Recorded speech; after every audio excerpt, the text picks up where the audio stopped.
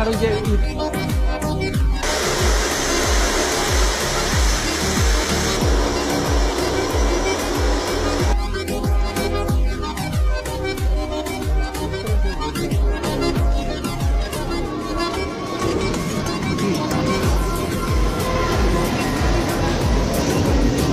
আর ই করছে ফেসবুক লাইভে প্রোগ্রাম শুরু হয়ে যাচ্ছে ঠিক আছে।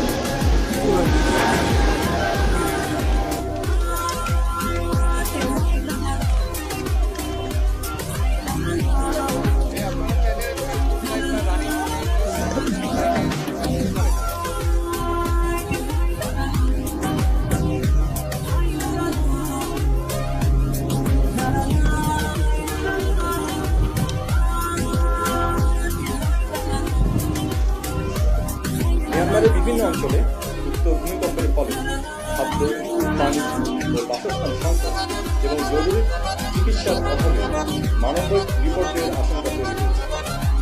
প্রতিবেশী দেশে এই মানবিক বিপদে বাংলাদেশ অত্যন্ত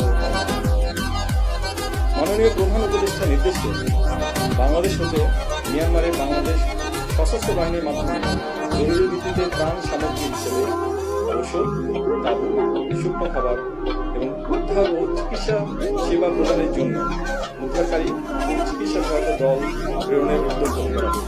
অদ্য প্রেরণকৃত 16.5 টন ত্রাণ সহায়তার মধ্যে রয়েছে শুকনো রেশন, বিশুদ্ধ পানি, তাবু, খাবার স্যালাইন